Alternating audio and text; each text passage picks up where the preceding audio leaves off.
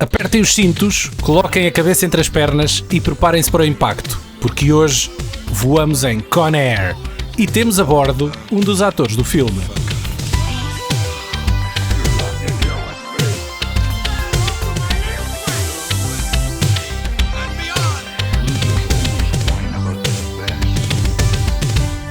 Se, enquanto nos estiverem a ouvir hoje, vos vier ao nariz aquele cheiro a cavalo misturado com uma suave fragrância a Old Spice e a óleo, não estranhem. Con Air, Fortaleza Voadora, é um filme de ação tão despreocupadamente anos 90 que só nos resta olhar para ele em perfeito estado de contemplação. Não só é encabeçado por essa lenda viva chamada Nicolas Cage, como ainda tem o despautério de o colocar na turma mais deslocada de atores em ascensão que Hollywood nos tinha para oferecer em pleno ano de 1997. Daqui a pouco teremos o testemunho in loco de Renoli Santiago, um dos mais excêntricos passageiros de Con Air, e sentadinho mesmo ao lado, no lugar da janela, o perigoso delinquente Carlos Reis, do podcast Nas Nalgas do Mandarim. Posso ser o Steve Buscemi deste filme ou não? És um bocadito mais bonito que o Buscemi. É? Nem sei se agradeço isso ou não, Daniel. Não, temos que é um fazer elogio, uma mas não é lá grande elogio, não é? És só melhor que o Steve Buscemi em termos de aparência. Olha que não sei, gosto muito do Steve Buscemi. Cara. Eu também. Aliás, acho que o Steve Buscemi faz Steve Buscemi neste filme. Que é o que mas o gajo precisava de um aparelho nos dentes. Isso ele precisou a vida toda. Não para nada.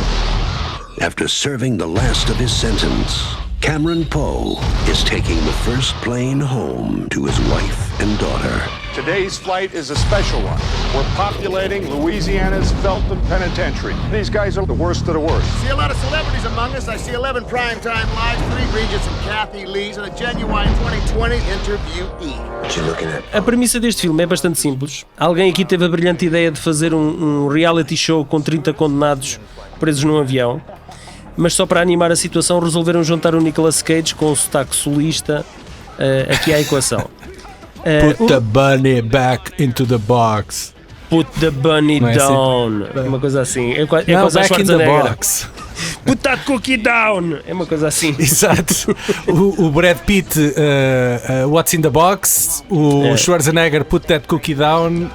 Nicolas Cage, Put the bunny back into the box. O resultado é um filme de ação dos anos 90 com todos os clichês over the top e tem um tremendo letreiro escarrapachado no verso a dizer Guilty Pleasure, e este é o resumo à Netflix. Agora, o resumo estilo capa DVD é: Nicolas Cage é Cameron Poe, um ex-ranger do exército que se mete em sarilhos a tentar defender a honra da sua namorada de um grupo de meliantes e mata um deles.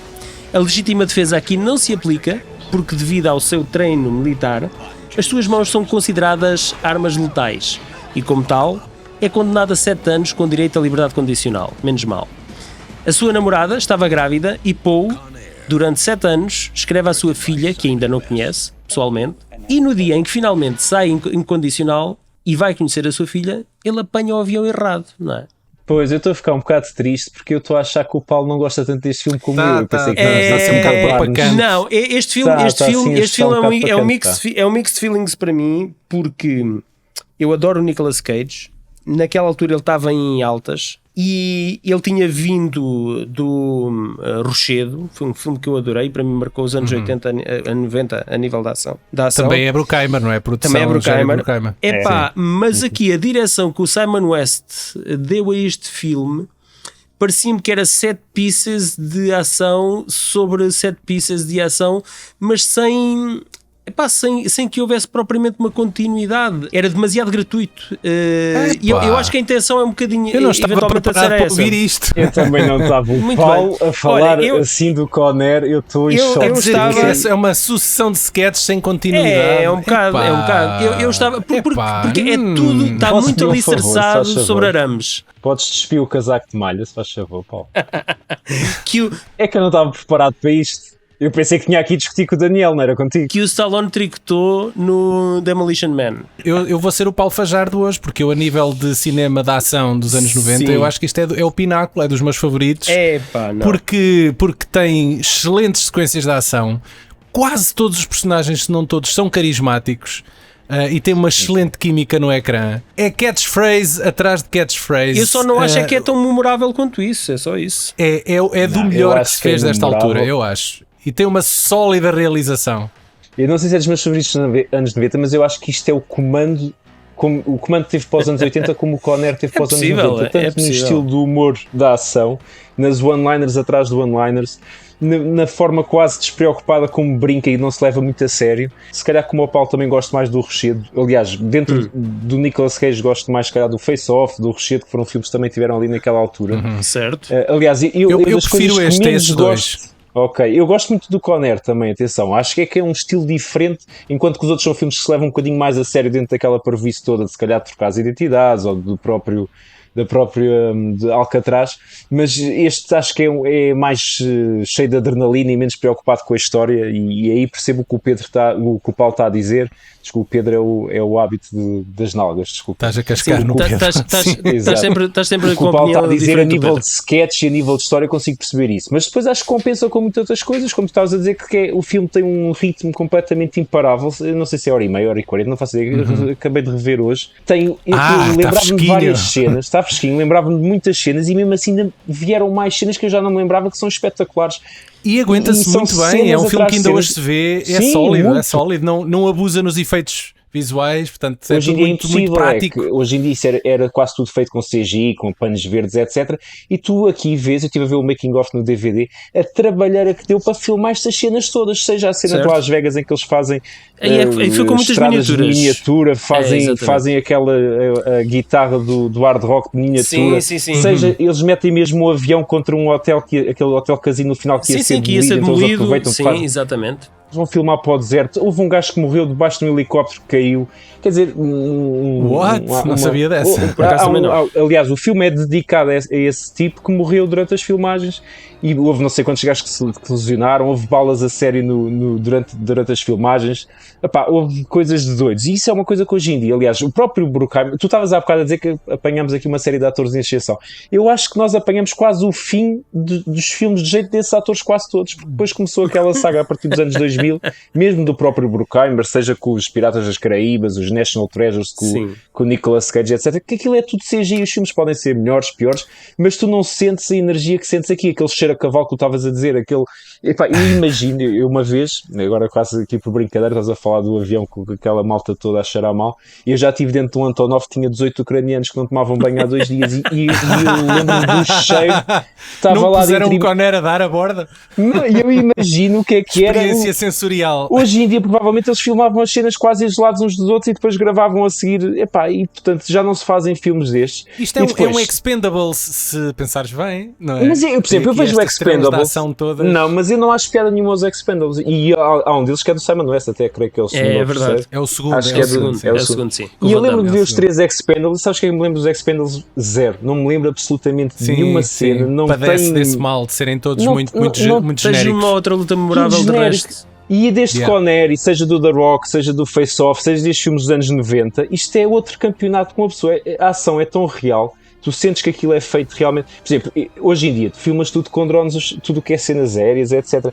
O making of deste Conner é uma coisa do outro mundo. Eles têm 3 aviões, todos armados com câmaras à volta dos aviões, câmaras XPTO que fazem ângulos de 370 graus, etc. Para andar por cima dos outros aviões e dos outros helicópteros para filmar aquelas cenas. Para fazer as sequências aéreas. Para fazer as sequências aéreas. É uma cena que tu hoje em dia, isto é, se calhar provavelmente nem o Top Gun 2, que é um filme que nós sabemos que o Tom Cruise leva aquilo e faz muitas das filmagens, etc. Mas não era nada a este nível. A única coisa que eu gosto menos deste filme acho que é o Nicolas Cage, porque eu adorei completamente o Malkovich. Eu acho que é o meu filme favorito do Malkovich. Ele e o Malkovich são os melhores, pá.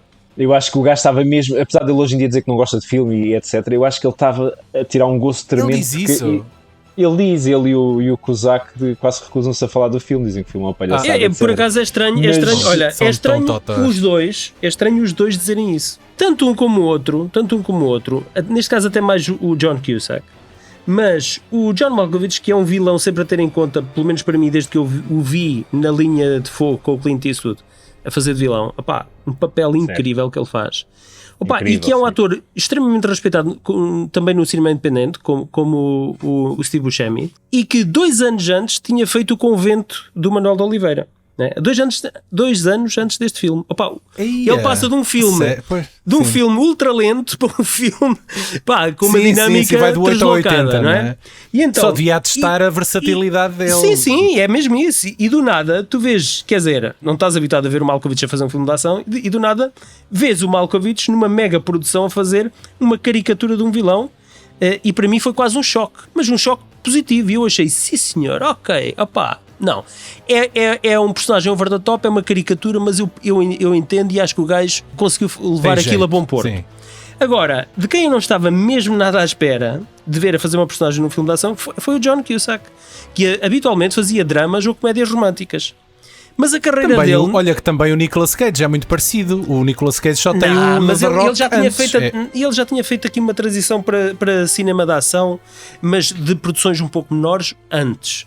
No início dos anos 90. Aqui já estamos quase na fase final dos anos 90. Opa, e o Cusack, a carreira dele nesta fase já estava a acusar sinais de bastante desgaste. E o Bruckheimer consegue aqui resgatá-lo à la Quentin Tarantino e trazê-lo aqui outra vez para um filme. Dar-lhe aqui outro género, uma segunda chance num outro género. Mas completamente, não tenhas. Deu-lhe aqui uma segunda vida. Todo este elenco é prova disso, que o gajo é bastante persuasivo. Concordamos que isto é um casting bem feito. Bem eclético, mais eclético do que isto é muito difícil, não é? É muito difícil, isso é verdade. Tu arranjas 5, 6, 7 nomes que encaixam tão bem naquelas personagens, quer dizer, não vejo um gajo a fazer melhor que o Danny Trejo, eu não vejo um gajo a fazer aquele vilão como o Danny Trejo, acho que ele faz de Danny Trejo, sim.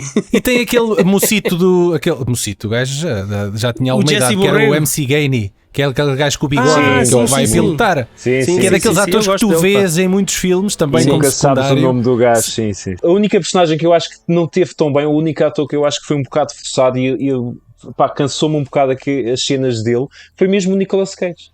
De todos eles, eu acho que o Nicolas Cage, por causa do se fosse o sotaque, não sei, sotaque é muito forçado, sim. O sotaque é forçado, as cenas, os one-liners, os one-liners do John Malkovich saem todos com uma naturalidade do caraço, aquela cena do Sayonara, por exemplo. Sai tudo e aquilo, um gajo quase que se apaixona pelos one-liners. E as do Nicolas Cage pareceram-me sempre muito forçadas. Por exemplo, há lá uma cena que o Nicolas Cage leva um tiro no braço, aquela cena em que ele passa assim, vamos embora, mas passa um tiro no braço, mas que ele nem sente, ele... Nem sente nada, é um bulldozer. O gajo estava focado. Por acaso, essa é uma das cenas que eu mais me lembro. A cena no início também, a falar para a barriga do bebê, que aquilo é altamente forçado. Bem, todo o início é altamente forçado. Aquela leitura das cartas. Máximo, né? Ele a ler as cartas da filha e vice-versa. Os 7 anos passam a correr. Ele passou a prisão toda a portar-se bem e a escrever e a ler as cartas da filha. 7 anos. Foi em 40 segundos, resolveu-se 7 anos. Tu percebes que ele tem aquela relação de amizade com o colega de cela, que também fica ali depois para criar um problema mais tarde. Ainda estão a passar os créditos, eles já passaram 7 anos. Conseguiram resolver isso, acho que mais ou menos bem. Não consegui que isso fosse credível. E aquele cabelão dele é credível para ti, Paulo? E aquilo era a sério ou não? Acho que não é? Porque ele até tinha problema. Ele tinha e tem problemas capilares, não é? Deixem-me dizer-vos que eu adoro o Steve Buscemi como ator. Acho que ele é dos secundários mais fortes do cinema. O talento dele é completamente desperdiçado neste filme. Porquê? Porque a personagem dele é totalmente inócua na narrativa desta história. Mais ou menos. Este é um ensemble film. Tens ali uma catrefada de atores e vamos dar um bocadinho a todos. Eu concordo com o Daniel. Tens filmes que não conseguem arranjar um único vilão de jeito e este consegue-te arranjar 5 ou 6 todos bem caracterizados. Todos bons. Aquilo quase me parece que ele percebe que a miúda, ele está cheio de vontade de matar a miúda, mas percebe que a miúda é tão maluca como ele, tão meio desorientada como ele, que quase que lhe ganha o respeito e deixa a viver. E tem aquela cena. Nunca tinha posto isso dessa forma, mas ok. Mas eu pensei assim, eu acho que ele estava ali naquela, eu vou matar a miúda, aquilo não era uma questão de pedofilia nem nada, era uma questão de matar a miúda. Matar e violar, agora a ordem é que não sabemos. Exato. Então eu lembro perfeitamente de ver o filme pela primeira vez e quando eu estava a ver o filme pela primeira vez é assim, não, estes gajos não vão mostrar o gajo a matar a miúda. Eles não tinham tomates para matar a miúda. Não sabes como é que aquilo vai acabar. Porque a personagem dele foi tão esbatida sempre, porque ele é-te apresentado. Também não concordo contigo. É aquela presença normalmente desconfortável. Mas não. E isto vai ter um punchline. E ele vai matar a miúda. a única justificação. Ele é aquele vilão que uma pessoa fica desconfortável só por ele estar na sala. Não acontece nada. Não acontece nada. Isso para mim... A nível de tipos de vilões, ele é o vilão Hannibal Lecter, que é o terror psicológico. Não é? E eu senti que ele estava a fazer o próprio. Eu vi-o sempre a ser o Steve Buscemi que eu conheço de quase todos os filmes, que é aquela personagem muito calma, muito com um ar maluco. E depois tem outras duas cenas também muito boas além dessa, que é a cena do avião em que ele diz definir a ironia é estarmos a ouvir músicas de uma banda que morreu num acidente de avião. É aquela Sweet Home Alabama. A Sweet Home Alabama, exatamente. E depois tens a cena final que o filme acaba com o gajo à grande e à francesa no casino e à solta, não é? Conseguiu passar safou-se de todos, quase como deixando ali uma porta aberta, se calhar para voltar mais tarde no dia. E os gajos fazem uma coisa que eu adoro, que é largar uma mensagem escrita num cadáver em cima do avião, que vem por ali às voltas, é o Dave Chappelle. E cai. É o Dave Chappelle. Cai em cima de um carro. São essas ceninhas que eu adoro. E o filme faz uma coisa que eu adoro, que é... dá-te um filme incansável de ação e quando tu pensas que está para acabar, já acabou. Há um epílogo, percebes? Há ainda mais outra perseguição. E uma cena absolutamente brutal com o carro dos bombeiros em que tu levas na mesma cena, levas com machados, arpões, jatos de água dos bombeiros, a grua, as escadas a levantarem. Tanta coisa que acontece naquela cena. A moto que vai contra o carro e mata, que vai contra o carro dos bombeiros e mata uma das personagens. Tanta coisa boa nessa cena. Aquilo foi filmado no making of e a trabalheira toda que deu fazer aquilo tudo, tanta cena do avião. A cena do avião, eles fizeram 3 ou 4 cenários diferentes. Mas aquilo é quase o Roadrunner e o Beep tem aquela sequência no comboio que tu pensas que o filme já acabou depois do autocarro explodir, não é? Tudo te diz que está para acabar, não é? E de repente, ali claramente. Isso acontece no Speed. Olha, por exemplo, o Speed, isso acontece e é brutal. Eles saem do autocarro, está tudo ok, e depois ainda vão para o metro. Ainda vão para o metro, não é? A nível de história, a nível de, vamos lá ver, a nível do nosso envolvimento com a história, sofremos com as personagens, a atenção é completamente maior, não tem nada a ver com este Eu gosto mais do Speed, sim. Mas isto não fica muito melhor filme. São filmes totalmente diferentes. Tens um avião que se despenha contra um casino e a ponta do avião vai bater numa slot machine que faz jackpot. Desculpa lá, não é? Isto é mais Roadrunner. Há mais filmes a fazer isso. Mais Roadrunner do que isso. E depois, a morte do Cyrus... eu não vou dizer como é que é, porque pode haver gente que ainda não tenha visto. Desculpa lá, no Speed 2 o barco também toca no sino da... Também, é verdade. Não vamos falar. O Speed 2 existiu. Acho que estás a fazer confusão, nunca vi. Existiu, Carlos. Quer tu queiras, quer não. Não é coincidência, ou será, não sei, o Mark Mancina, nosso ex-convidado, também fez tem a música nisto. Tu gostas da banda sonora, Paulo? Adoro a banda sonora. Adoro a banda sonora. E tem aqui, nos anos 90... uma combinação melhor do que o Trevor Rabin e o Mark Mancina, só o Hans Zimmer e o Nick Lenny Smith, ou algo assim do género. Foi incrível. Isto foi uma colaboração de adrenalina e testosterona levada ao limite. Eu ainda estou a ouvir aquela guitarrada que toca quando... mas olha que isso já no Rochedo já foi usado qualquer coisa semelhante. Era um estilo Jerry Bruckheimer. Mas a banda sonora está incrível, mas deixa-me aqui também dar uma chamada de atenção. Há os anos 90 que foram a época dourada do produtor Jerry Bruckheimer. Que numa fase inicial, e juntamente com o já falecido Don Simpson, estes gajos tiveram a visão de perceberem que tinham de apostar em realizadores visualistas para obter um produto de ação cativante e de encher o olho. Sim. Eu acho que ele foi dos grandes responsáveis por fazer o estilo que nós hoje associamos ao cinema de ação dos anos 90. Que já era um nível acima daquilo que se fazia nos anos 80. Tem que se lhe tirar o chapéu. Ele e o Don Simpson numa fase inicial, primeiro com o Caça-Polícias foi o primeiro grande sucesso deles, e depois foi o Top Gun. Foi o Top Gun, que foi a segunda longa-metragem do Tony Scott.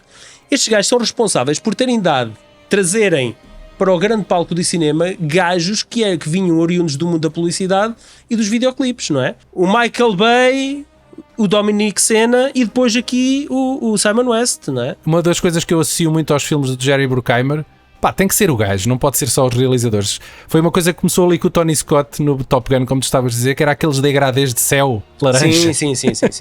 Que, pá, quase todos os filmes tinham essa eu porcaria. acho que Até o as capas, sucesso do depois Top vir as Gun capas do Days of Thunder ou do Beverly Hills Cops, tens o céu laranja lá. é isso, estás a chegar lá. Eu acho que isso aí acho que é a responsabilidade do Tony Scott. O gajo fez isso e a malta, pá, isto é fixe. Não, pá. ouve lá, tu tens o Top Gun e o Days of Thunder, na altura, marcaram tanto a carreira do Tony Scott como do Tom Cruise e foram mega sucessos. Quando há uma fórmula vencedora, toda a gente vai atrás dessa fórmula vencedora e tenta copiar. Yeah.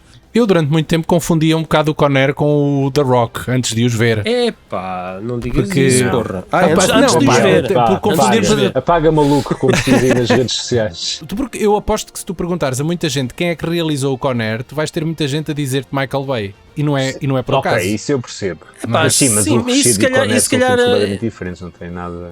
Saíram da mesma linha de montagem. E eu gosto dos dois, atenção. Deixa-me aqui só fazer uma reflexão a nível da carreira do Nicolas Cage. O Nicolas Cage, antes de fazer o Rochedo, em 96, no ano anterior tinha ganho um Oscar pelo Morrer em Las Vegas. Não é? O gajo ganha um Oscar de melhor ator em 95 e em 96 entra na maior produção em que ele alguma vez tinha entrado. E logo para um filme de ação, e é quase, ele parece que passa ali de uma liga para uma outra liga, é o Ronaldo que vai para as Arábias, não é? Foi um preço que ele pagou, foi uma ascensão meteórica, ainda mais do que o que já era, e depois se nós bem virmos, ele aguenta-se ali com o Conner e com o Face Off, e depois a carreira dele, quando ele tenta voltar para um outro tipo de personagens, a carreira dele começa a vir por aí abaixo aos poucos, não é? Começa a fazer a Cidade dos Anjos, o Olhos de Serpente, Olha, e a mas olha partir... que a Cidade dos Anjos ainda Olha, foi um grande sucesso. O 8mm e o Por um Fio do Scorsese já são filmes que já andaram ali na linha d'água. Mais ou menos. Eu acho que ele até aos 60 Seconds ele Depois, teve ali uma sólida sim, carreira. Mas quê? Tem uma sólida carreira quê? De 3 anos? Sucesso atrás de estratosfera? De estratosfera? Sim, De 3 Ah, pá, anos de 6, estratosfera. 7 anos. Sim, sim. Mas ele, mesmo nos anos 2000, repara, Pá, tem o o Adaptation inadaptado. foi um filme Tem o muito bem inadaptado, recebido. Sim, tem o inadaptado. pronto, E ele tens depois, o National Treasure, também foi um sucesso comercial. Sim. Lord of War foi muito bem filme- recebido. e é um sim. filmalhão mesmo, O The a nível de Weatherman também, embora não tenha sido, acho que não foi um sucesso bilheteiro, foi um filme muito bem recebido pela Sim, crítica. E eu acho que a carreira Também dele gostei. começou. Acho que ele pagou caro aquela ascensão meteórica. Epá, eu acho que ele acho que a carreira dele depois manteve-se pecou. um sólido cabeça de cartaz até meados até muito perto de Até o World 2000 Trade e Center, tal. sim. 2005 o Sim, gajo aguentou até 2010, 2005, sim. Mesmo o National Treasure, que é um Depois, filme que a eu não partir acho nada daqui- especial, mas é um filme que também fez sucesso na bilheteira, etc. A partir dali do Fez, World Trade fez, Center fez, é que a coisa descambou e o gajo começou Eu a acho entrar que em para tudo e mim mais alguma o Códigos coisa. de É que as Guerra. as despesas ficaram maiores do que Eu acho que o Códigos os de Guerra do rendimentos. John Woo foi o que selou ali um bocadinho o destino dele e a carreira dele teve ali um grande trambolhão. Wind Talkers. Sim. Esse, Eu acho que a carreira dele levou ali um grande trambolhão. E eu sinto que o gajo agora recentemente tem feito 1 ou 2 filmes que até são interessantes e que pode ser que ele tenha aí um comeback. mais ou sim, mas menos. isso é o comeback dele. Verdade. É o comeback dele agora, porque está a entrar Epá, em mas é um produções de comeback- cinema independente é um- com muita personalidade e onde lhe Sim. dão um aso Exato. a Se ele ser aquele tiver Nicolas Cage juízo que a as não pessoas se fazer lembram. aqueles filmes todos só por fazer de série B, Yeah. o gajo Ele faz é um aquilo- desses. Ele diz que está a adorar esta fase da carreira dele. Pronto, eu espero bem que sim, porque ele faz um Color Out of Space e depois faz um Jiu-Jitsu. Epá, por amor de Deus, epá, o Jiu-Jitsu é uma coisa. E eu epá, tenho aqui o Mandy, nunca- também estás a esquecer aqui do O Mandy, que aparece aqui nesta epá, o altura Mandy e foi brutal. muito O bem recebido. Renfield- Pig também, Renfield foi dos muito filmes mais, fixe. E o Pig, mais e o Pig, elogiados sim. nos últimos anos também. Não, o Pig é bom, também já vi. Olhem, o Paulo pode não gramar assim tanto como nós desejaríamos o Conner, mas não Conner desgosto, foi atenção. nomeado para 2 Oscars.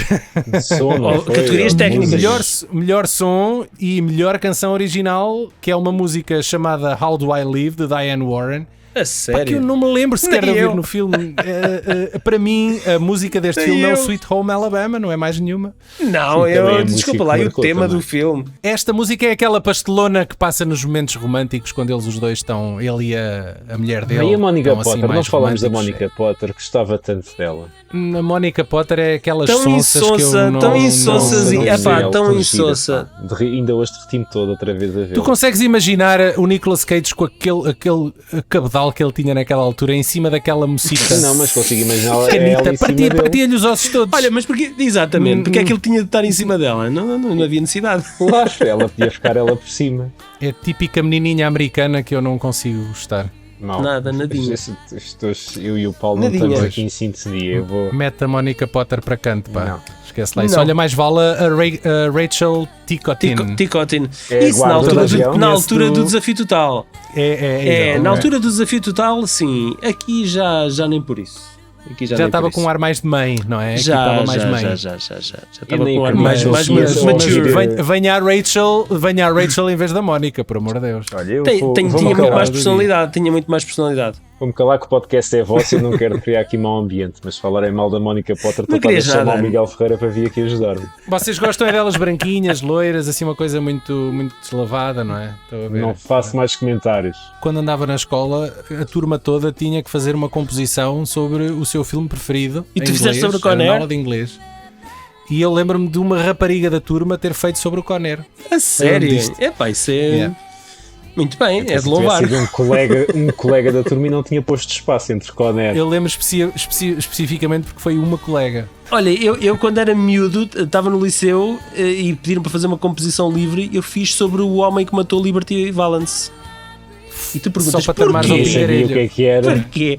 Epá, porque nem foi, sei o que é foi, isso. Man O homem Shot que matou, Liberty. pois, Não, esse Liberty filme é muito Valance. conhecido. Epá, Por acaso foi um nunca filme vi, que eu mas adorei. o filme é muito conhecido. foi um filme que eu adorei. 1962, com James Stewart e John Wayne. Adorei o raio do filme e fiz uma composição sobre esse filme. É um western, não é? É um western. Passa-se nessa época. Pronto, pessoal, como tínhamos prometido, temos então aqui o regresso de Renoli Santiago. Ele já esteve no VHS Com o Hackers. há 2 anos, talvez. Gostas do Hackers, Carlos? Aquele filme dos anos 90 que nos Com a mostrou... Angelina Jolie? Estamos a falar do filme com a Sandra Bullock, certo? Ou estamos a falar do outro? Não, isso é da Red, Net, eu estou a confundir com o da Isso é Net. Estás a Red. confundir com o Qual da é o Net. A Red é uma tragédia. Sei lá. desculpa Hackers lá.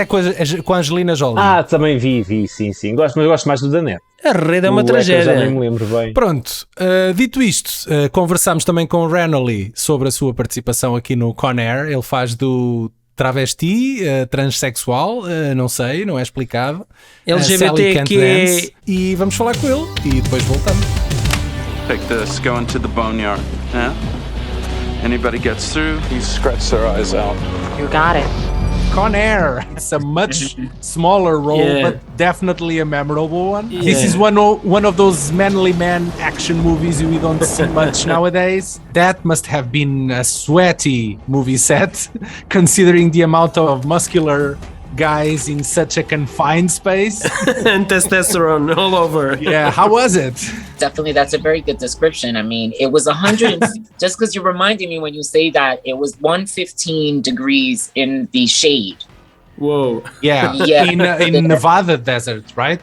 Yeah. Yeah. Yeah. Yeah. But Because did you also shot on set on that location, like inside the airplane? Well, oh no, we did the airplane interior stuff in Los Angeles.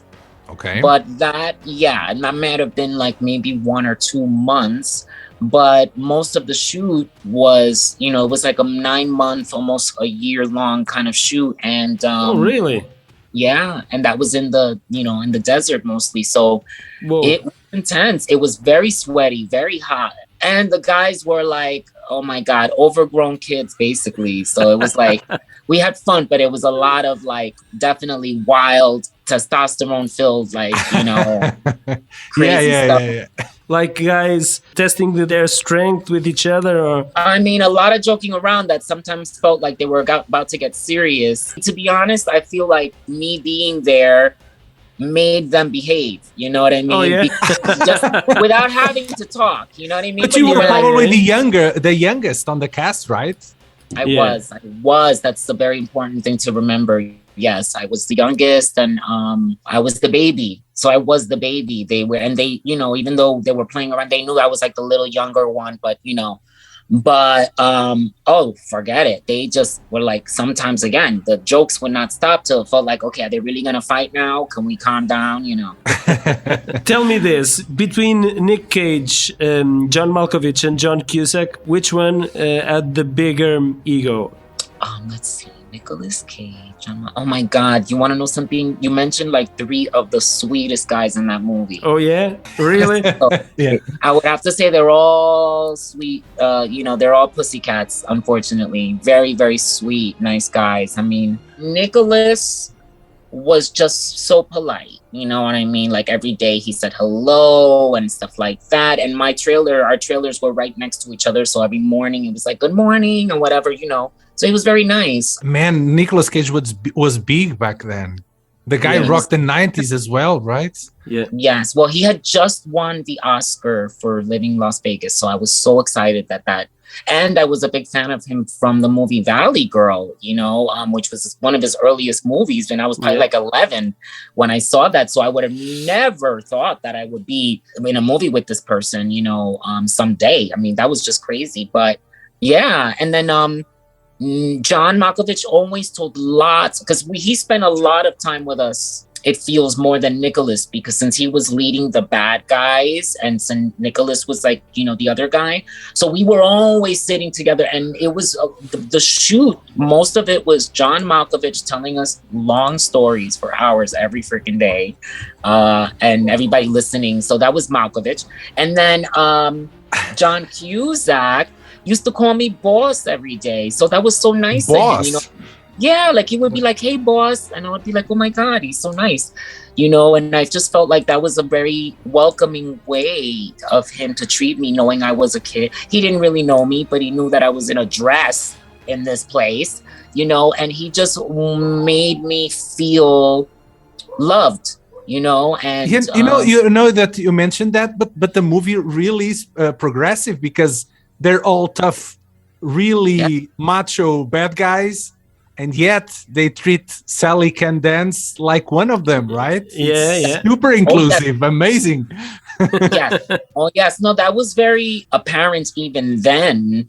And it was not something we talked about, like, oh wow, and then the gay or transgender or whatever character is normal too. Like we didn't even talk about it, but we kind of knew in the back of our mind because everybody was too busy having fun and being crazy, and we all really loved each other. You know what I mean? So we were just having fun, but that was definitely like, oh yeah, like I knew that. I was like, wow, this is very brave. I mean, now you see more diversity in these kinds of films with different characters of orientations, but back then it was like if you had a gay movie or a gay character, they would be concerned that the movie would not do well.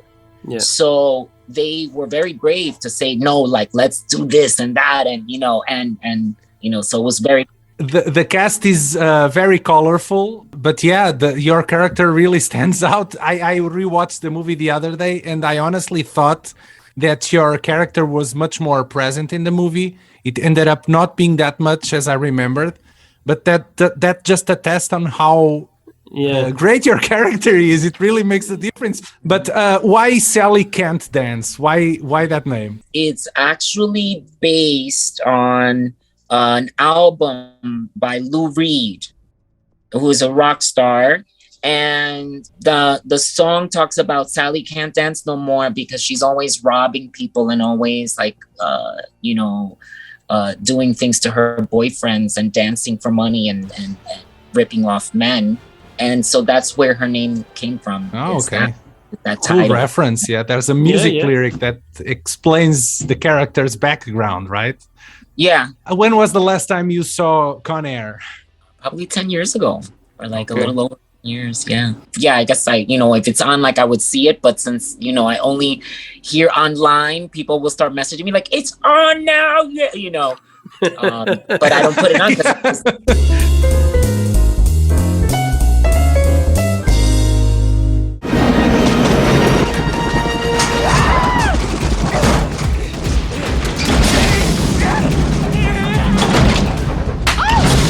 That scene has a funny story because in the script, he was supposed to punch me. Okay. And so in the rehearsal, he said, but I don't feel comfortable punching you. Could I slap you instead? And I said, yeah, that works. That's good. And so then that's how I came up with that. Oh, an improvisation of the. Yes, and that was fun. That was really fun because we, it was like that moment where you create together as actors. You know what I mean? And that was totally Nicholas. Spontaneous, spontaneous. And and this is all shot separately. As you see, there's no other guys around there. And this is all like just was me and him basically. Of course, that exterior, the plane flying in the sky and all that had, we're not around for any of that, and then the fight with him there with the other guys walking through the plane, I believe they did that the day before. And then the next morning, early on, that was one of the first things we did was me and him do that bit because the camera, as you notice, when it cuts closer, you know what I mean? You see, then it's just, now there was a guy who was an extra pretending to be hanging, which I'm looking now and I'm like, oh, that's funny. So he just had to stand there. You see him right there below us? He's just like hanging there right there to my right below. You see? Oh, yeah, but he's dead, right? Yeah, he would be like playing dead. That's right, because he got shot. So he's like, just pretend. He was just like standing there hanging while we're doing the scene. And then to the further right, it seems, I don't know if that looks like a body there, somebody's head. Yeah, there's someone there also. Yeah. So these two people, And on the No, left. it's three people. Usually when you do a film, you do the wider shot first, the bigger, that's that. And then you start to go closer, Okay. Yes, and then this slap, they put a mat on the floor there for me to land on, like a gym mat. Yeah. Yes. And so it was just that, and there we went. When we did that scene with Nicholas and I, and there that morning, he also said, can you do like an animal sound when you jump at me? And I said, okay. Like a cat? Yes. And we did it, and I remember he said, that's perfect. And so that scene, we only did once, but when I leap out at him, that was his idea too, to do some, savage kind of thing there. Yeah, and they also do this little scream like... Oh! Yeah, that was me. That was acting, just acting. But yep. Perfect, man. It's perfect. It's like,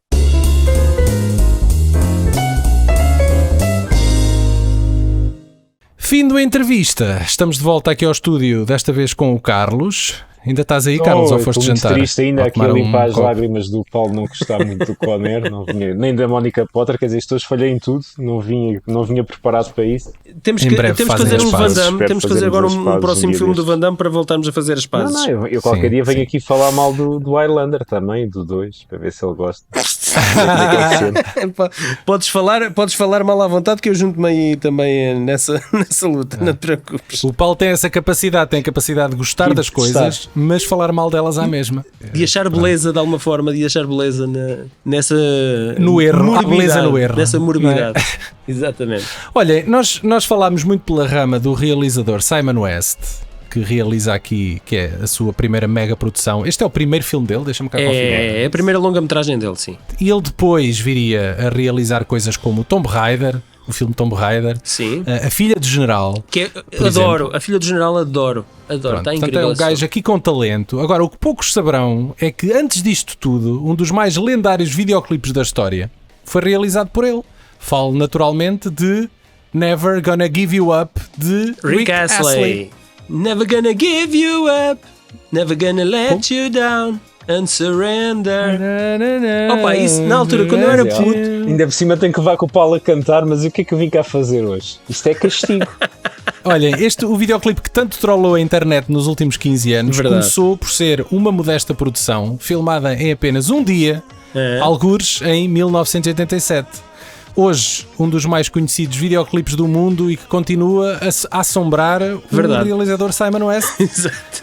Ele conta, diz que o filme passa a vida o videoclipe, aliás, passa a vida a assombrá-lo em variadas situações. Ele conta que dias antes o Rick Astley tinha estado a servir-lhe cafés lá nos estúdios da PWL, que foi a produtora da música, e que quando ele regressou para uma outra reunião, aquele humilde empregado estava prestes a descolar a carreira com o seu primeiro single. Verdade. Já viram? Ele era estagiário e acho que ele Cafés estava a pagar para poder. Ele estava a trabalhar lá à borla para poder pagar o tempo de antena de gravação no estúdio. Quer dizer, este foi o seu primeiro single e se calhar foi com isto que ele definiu a carreira dele, porque nunca mais teve nada. Sim, eram duas músicas, era essa e era uma outra, pá. Uma outra, sim. Ele continua a aparecer em talk shows no Reino Unido. Mas não é o One Hit Wonder, mas é Two Hit Wonders. Hit Wonders, yeah. Mas eu tenho uma trivia com esta música.